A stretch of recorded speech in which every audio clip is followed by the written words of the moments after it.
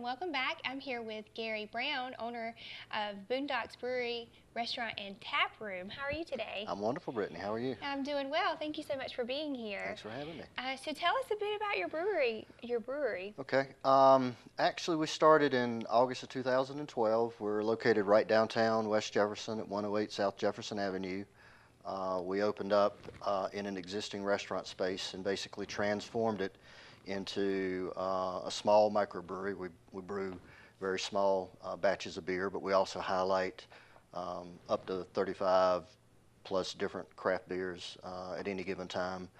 We can seat upwards of 250, 300 people, full service restaurant. Just really really cool place to go and hang out. And you guys have been operating for 3 years. Going on our third year now. We just celebrated our second year August 1st. So we're real excited that we've had the support and the encouragement from a lot of people, whether it be locals or people coming up the mountain. Being involved in the whole craft brewing boom has really helped bring a lot of people up the mountain. We work closely with some of the newer breweries, the Appalachian Mountains, the Flat Top, just a number of really good breweries in the area, and we work together just try and get as many people up into what we like to call God's country as we can.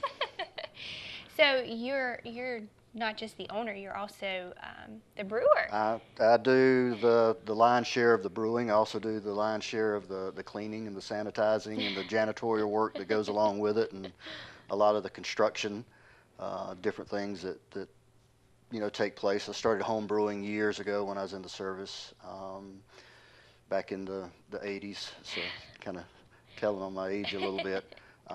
Brewed off and on for a number of years, pursued my corporate career, and took early retirement the first part of 2012, and really had gotten back into the home brewing, had created and perfected some really good recipes, and was actually using Ashe County water because we had a home up in Ashe County.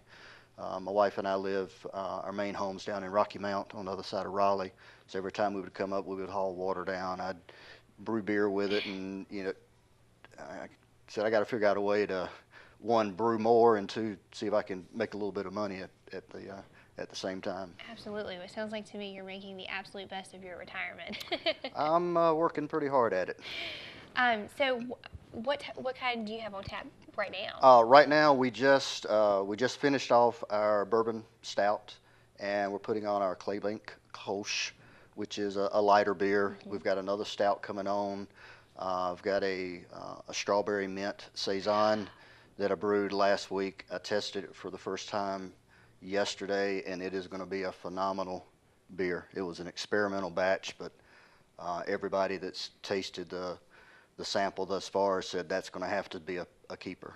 So I'm excited about that one. Definitely going to have to try that. I'm a big fan of the fruit-flavored beers, and I've recently, with moving up here, I've stepped into the craft beer, and I love it. It's great. It is. So many different flavors, and I'm going to have to come check that one out. I wish it would be ready for this weekend, because we are participating in the High Country Beer Fest just up the street, put on by Ivory Tower at Appalachian State. It's a great festival. Encourage everybody to get out there on Saturday and just have a good time. There'll be 49 different breweries represented there. We'll be pouring a couple of ours that we've been holding back, but I just don't think I'm gonna have time to get that strawberry carbonated in time, but I may surprise you. You never know. You never know. Might have to come out and see. So what can we expect what kind of beers from you can we expect to see at the Beer Fest? I'm not going to tell you. Oh, it's a surprise? It is. Oh, goodness. Yep. I guess I'm just going to have to go and find out. We'll have an IPA, we'll have a stout, we'll have a Kolsch, we'll have a couple we've been holding back, because one of the issues we've got is we're only brewing 30 gallons at a time. And even though we're only putting one of our beer on tap at any given time, we're running through it. Just the demand is just large, and especially now that we sell growlers. They come in, and so boom, there's a half gallon of beer going out the door, which is a great problem to have, and we're getting a lot of really good feedback.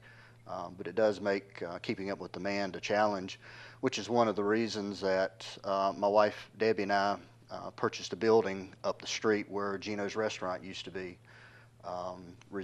used to reside, and we've been working the past 3 months transforming that into what we'll be calling BoonDocks Brewing Brew House, and it'll really be an area where we'll be able to put a much larger brewery system in there to serve the restaurant, and then also maybe to um, have enough capacity to, put in some local bars or some places off the mountain. But as importantly as the brewing side is, this area really needed some place to hold special events, fundraisers, um, Christmas parties. People just need an affordable place that they can go have a good time, have a high quality restaurant that can cater the food, do the alcoholic beverages, et cetera. So we've actually, like I said, worked pretty hard over the past few months to get this building ready. We had a sneak peek open house last Friday, the 15th, and we're pretty much overwhelmed with the response. We lost count at 250 people that came through the door in a 3-hour period. So we're figuring it was close to 300 that came in, and everybody was just so complimentary and encouraging. So that kind of refueled us to get it going. And we've got our first scheduled event next Saturday, and we've got a number of events already scheduled in September, several in October. I mean, all throughout. We just recently booked a wedding reception for April of next year. So I think we kind of hit a need. Yes, absolutely, and I can definitely contest to that because working in events, it's nice to have a place that's affordable, but it's also a lot of places here are outside and they're beautiful, but in the wintertime, you want to have somewhere where you're not going to freeze, right, and still have a great time, and you have brought that, and I'm very appreciative. And how many people can it hold? We don't really have the official numbers yet. We're working with the fire marshal. From a structural perspective. We can hold upwards of 300. But then when you look at the facilities requirements and ADA, so I'm guessing anywhere from the 200 to 300 range, and that's on 2 separate floors. The second floor actually overlooks the first floor, but then there's also a very large 3rd floor in the building that right now is just storage, and there's also a flat roof. There is a freight elevator in the building. It's inoperable. Our longer term plans are to be able to get that elevator not only operable for freight but also for people if we can do it in an affordable and safe manner. And if I were king for a day, I would take that elevator all the way to the roof, and we'd have a little rooftop bar in the summer. Well, maybe that might just happen. I'm gonna work hard at it. I'm gonna keep my fingers crossed for that one. Yeah. So, what kind of amenities will come with getting the room? You have the option of getting different beers, different food. Can you get tables as well? Absolutely. That come with them Everything we do, and our events and catering business has really started to take off over the past year. And we've been doing it out of the restaurant, and it's really difficult to close half the restaurant down to host a large event. So we've been doing a lot of off-site events. So we're very experienced in customizing your event to your needs. We've got some guidelines that can help you in planning your event, but we don't put a whole lot of restrictions.